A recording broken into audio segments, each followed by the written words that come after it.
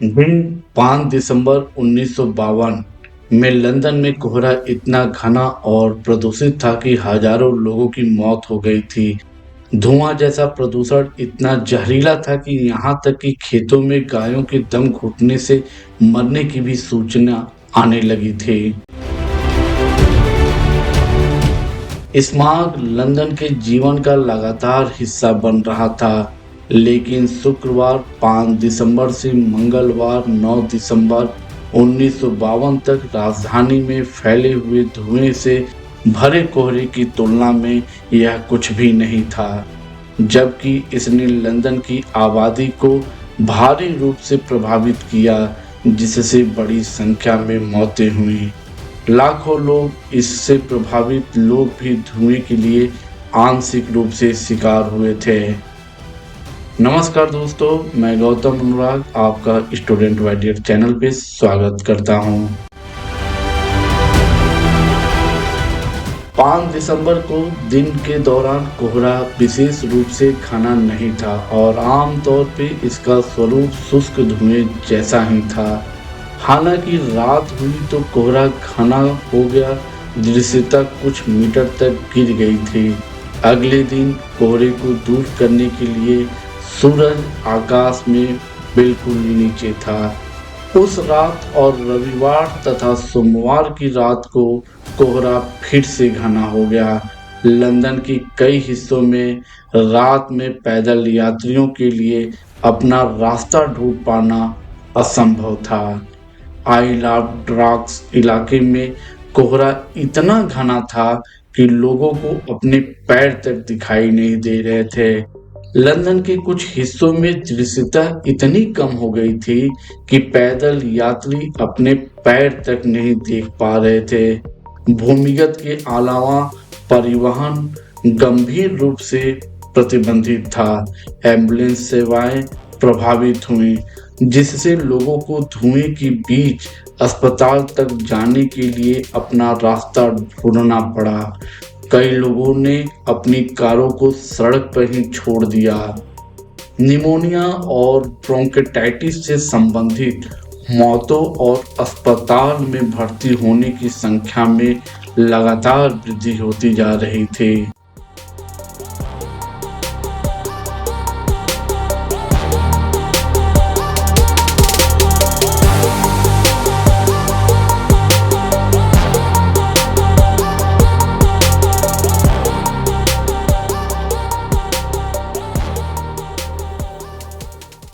Britain लंबे समय से धुएं और कोहरे से प्रभावित रहा है।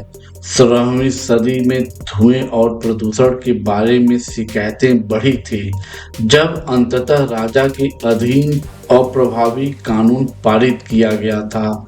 उस समय के तत्कालीन राजा जेम्स प्रथम ने कोयला जलाने पर पूर्ण रूप से प्रतिबंधित लगा दिया था। 17वीं सदी के अंत में शुरू हुए तेजी से बढ़ते औद्योगिकरण ने स्थितियों को एक बार फिर से बदतर बना दिया, लेकिन 17वीं सदी के अंत में औद्योगिक क्रांति की शुरुआत के बाद यह और गंभीर हो गया। लंदन की फैक्ट्रियों ने वायुमंडल में बड़ी संख्या में गैसें और कण छोड़े, जो अपने आप में जहरीले होते गए। हालांकि हवा में मौजूद प्रदूषक कोहरे के लिए उत्प्रेरक के रूप में भी काम कर सकते हैं, क्योंकि पानी छोटे कणों से चिपक कर प्रदूषित कोहरा या स्मॉग बनाता है।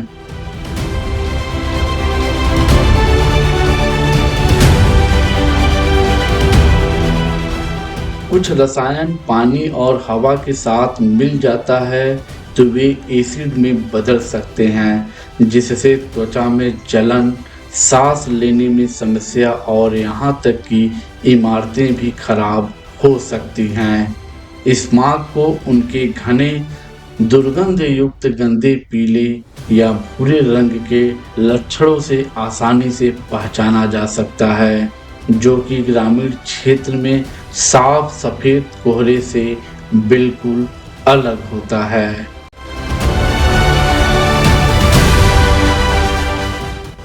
तारकोल की गंध वाली घनी धुंध की खबरें जिसने दिसंबर 1813 में लंदन को अपने आगोश में ले लिया था।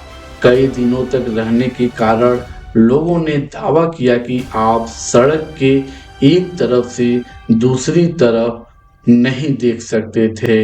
दिसंबर 1873 में इसी तरह के कोहरे के कारण पूरे लंदन में मृत्यु दर सामान्य से 40% अधिक हो गई। जनवरी 1880, फरवरी 1842, दिसंबर 1891, दिसंबर 1892 और नवंबर 1948 के उल्लेखनीय कोहरे के बाद मृत्यु दर में भी उल्लेखनीय वृद्धि हुई।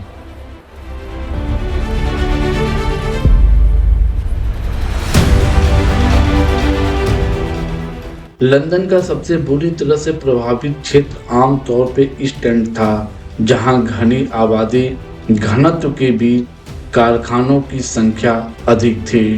राजधानी में लगभग किसी भी अन्य जगह की तुलना में यह क्षेत्र निचला भी था, जिससे कोहरा छंटना मुश्किल हो गया था।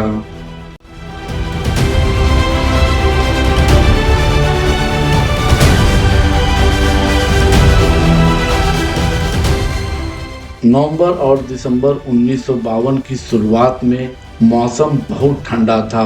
पूरे क्षेत्र में भारी बर्फबारी हुई थी। नर्म रहने के लिए लंदन के लोगों ने अपने घरों में बड़ी मात्रा में कोयला जलाना स्टार्ट किया, जिससे उनके घरों की चिमनियों से लगातार धुआं बाहर निकल रहा था।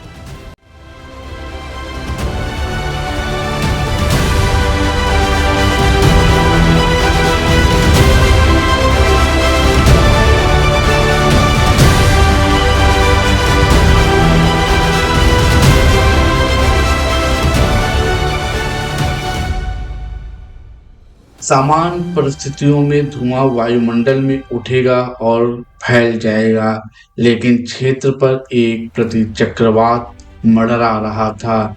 यह हवा को नीचे की ओर धकेलता है। नीचे उतरते समय हवा गर्म हो जाता है। यह एक व्युत्क्रमण बनाता है, जहां जमीन के करीब की हवा उसके ऊपर की हवा की तुलना में ठंडी होती है।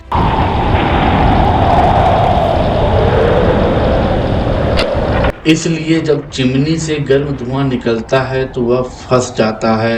1952 के अलटाव ने लंदन क्षेत्र में फैक्ट्री चिमनी से निकलने वाले कणों और गैसों के साथ साथ प्रदूषण को भी फंसा दिया, जो पूर्व से आने वाली हवाएं महाद्वीप के औद्योगिक क्षेत्र से लेकर आई थी।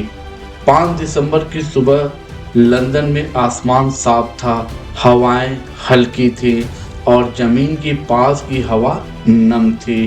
तदनुसार विकिरण कोहरे के निर्माण के लिए परिस्थितियां आदर्श थी। आसमान साफ था, इसलिए लंबी तरंग विकिरण का शुद्ध नुकसान हुआ और जमीन ठंडी हो गई।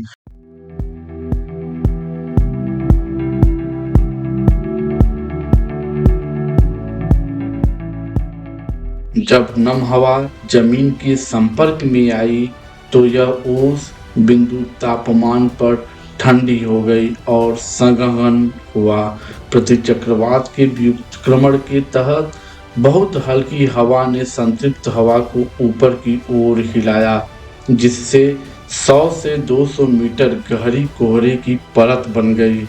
कोहरे की पानी की बूंदों के साथ साथ व्युत्पन्न की नीचे के वातावरण में लंदन क्षेत्र की असंख्य चिमनियों से निकलने वाला धुआं भी शामिल था। कोहरे की अवधि के दौरान भारी मात्रा में अशुद्धियां वातावरण में निकली। कोहरे की अवधि के दौरान प्रत्येक दिन 1000 टन धुएं के कण, 2000 टन यौगिक carbon dioxide, 140 ton hydrochloric acid और 14 टन फ्लोरीन यौगिक शामिल रहे।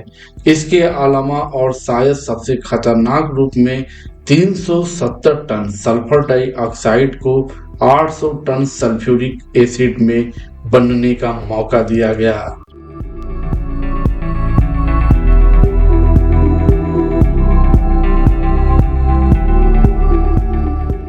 आखिरकार 9 दिसंबर को कोहरा साफ हो गया, लेकिन इससे पहले भी भारी नुकसान हो चुका था। यह ज्ञात है कि कोहरे के परिणाम स्वरूप लगभग सरकारी आंकड़ों के अनुसार 4000 लोग मारे गए थे। कई लोगों की सांस संबंधित दिक्कतें महसूस होने लगी। प्रेस रिपोर्ट में दावा किया गया कि स्मिथ फील्ड में मवेशी धुंध के कारण दम तोड़ चुके थे। लंदन में कई दिनों तक यात्राएं प्रभावित रहीं।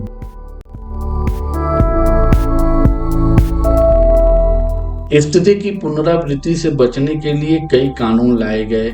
इसमें 1956 और 1968 के स्वच्छ वायु अधिनियम शामिल थे।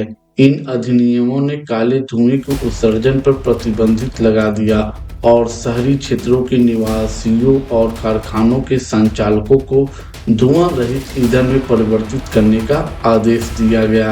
हालांकि लोगों को नए नियमों को अपनाने के लिए समय दिया गया और 1956 का अधिनियम पारित होने के बाद भी कुछ समय तक कोहरा छाया रहा। उदाहरण के लिए 1962 में कोहरे के परिणाम स्वरूप 750 लंदन वासियों की मृत्यु हो गई।